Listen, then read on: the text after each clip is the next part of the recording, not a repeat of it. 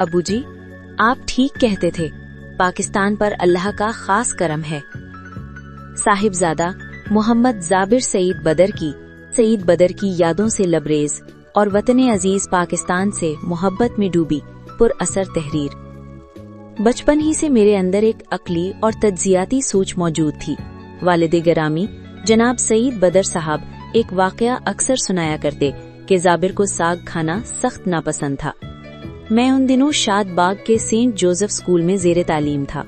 अगरचे उस उम्र में साइंसी मज़ामीन की बाकायदा तफरीक नहीं होती, ताहम फितरी तौर पर तबीयत माइल बेअक्लियत पसंदी थी।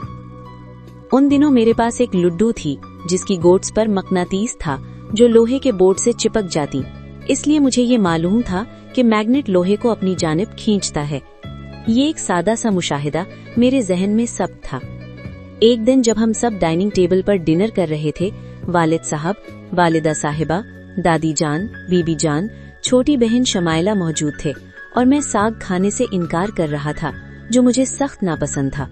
तो वालिद मोहतरम ने निहायत शफकत से फरमाया कि साग में आयरन पाया जाता है और आयरन इंसान के जिस्म को मजबूत बनाता है, हड्डियों को ताकत बख्शता है।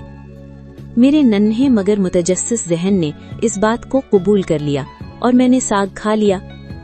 खाने के बाद इसी तजस्सुस के तहत मैंने लुड्डू के मैग्नेट से साग पर एक छोटा सा तजर्बा किया, मगर जाहिर है कि वो उससे चिपक न सका। इसके बावजूद मेरे दिल में ये यकीन कामिल था कि वालिद गिरामी की बात गलत नहीं हो सकती। जब मैंने वालिदा मोहतरमा से इस्तिफसार किया तो उन्होंने निहायत सादा अंदाज में समझाया कि साग में वाकई आयरन होता है, लेकिन उसकी नौइयत मुख्तलिफ होती है, जिसकी तफसील मुझे बहुत पढ़ने से मालूम होगी, इसलिए बहुत ज्यादा पढ़ना चाहिए। घर का माहौल वैसे ही पढ़ाई लिखाई का था। दादा अब्बू साहिब दीवान शायर और किताबें ही किताबें। वालिद गिरामी के पास तो हजारों किताबें थीं। फिरोज सन्स जाना हमारा मामूल था, अंकल सईद लख्त से मिलना और ढेरों किताबें खरीदना।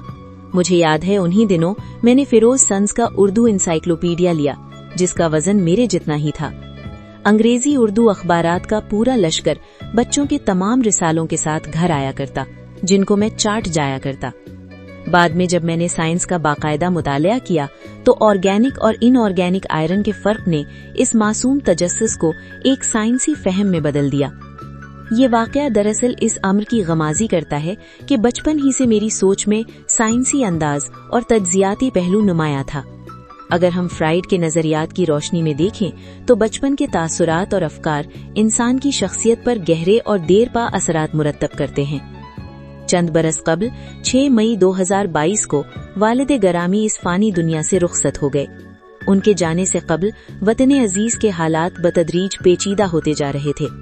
अगरचे मैंने कभी उम्मीद का दामन नहीं छोड़ा, मगर हालात की संगीनी बाज औकात दिल में इस्तराब जरूर पैदा कर देती थी कि कहीं बैनुल अक़वामी क़ुव्वतें पाकिस्तान को कमजोर करने के दर पे न हों।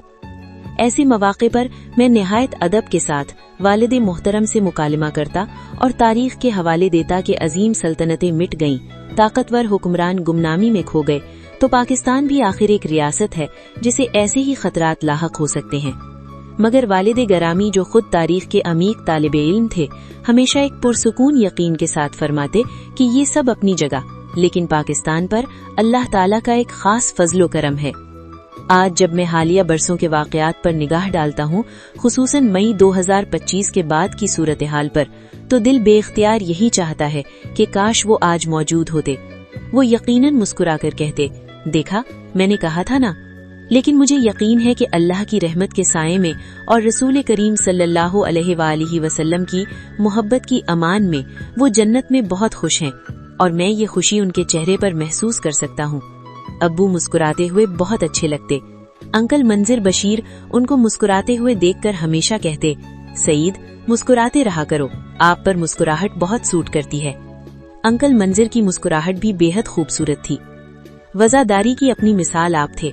उनके नकूश में जस्टिस शाहदीन, मियाँ शफी, बेगम गीती आरा और मियाँ बशीर अहमद मुस्कुराते नजर आते।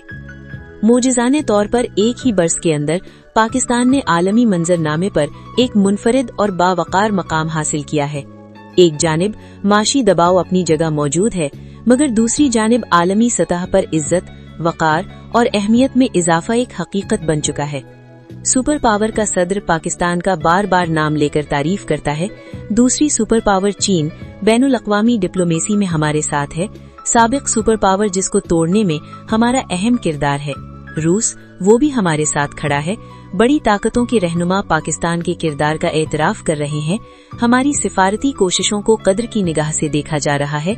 यूरोपीय काउंसिल की सदर ने पाकिस्तान की सिफारती कोशिशों को सराहा है।